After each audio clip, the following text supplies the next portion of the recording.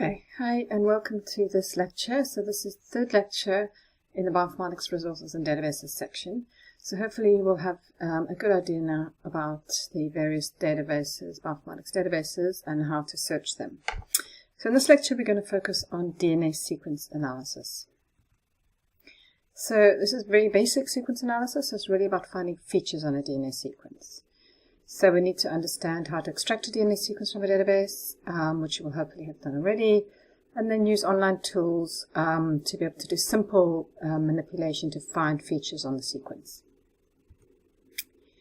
So the learning outcomes is to find these features, be able to save them to get DNA sequences in the right format, look for features like restriction enzyme sites, any features necessary for cloning or for PCR, and then we want to be able to interpret the analysis results and understand the biological impact of functional regions. So there's two major components to bioinformatics. There's really storing and retrieving of data, which you've heard about, and then there's the manipulation of data. So once you've got data, there's something you want to do with it to answer a particular research question.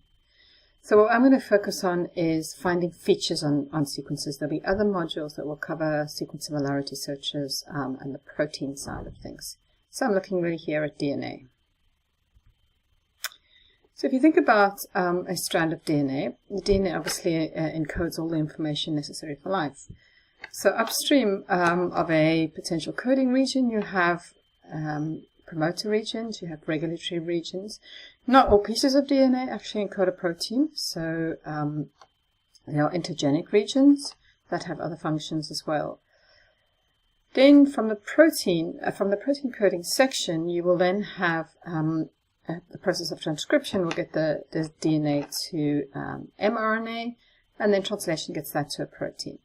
So what we want to do in this module is find these features. So it's basically positions on a DNA sequence that have a particular function. So we're going to look at translation, getting from the DNA to the protein.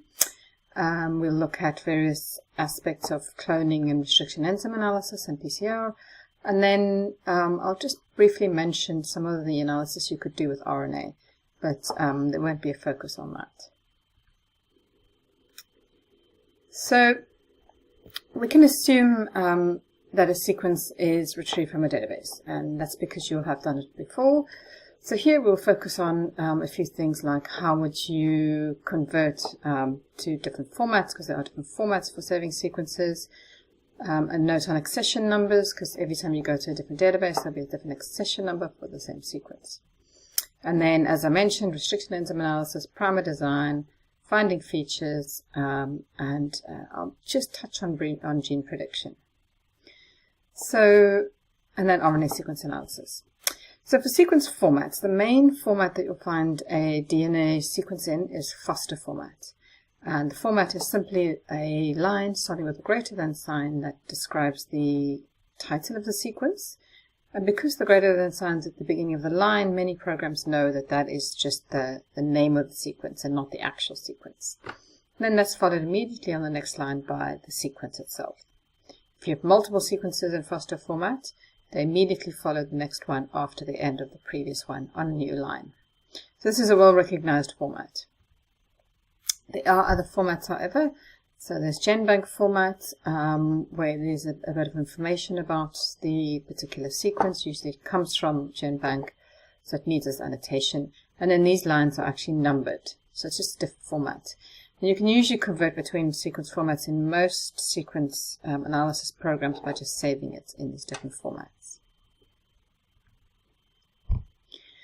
So some of the things you could do with the sequence overall is look for the DNA composition. So this would be the percentage GC content versus AT content. And this is important because, so you have G bonding to C and A bonding to T. This is important because GC bonds are stronger than AT bonds. So, for example, when you're doing primer design, whether the percentage of GC versus AT will determine the annealing temperature. So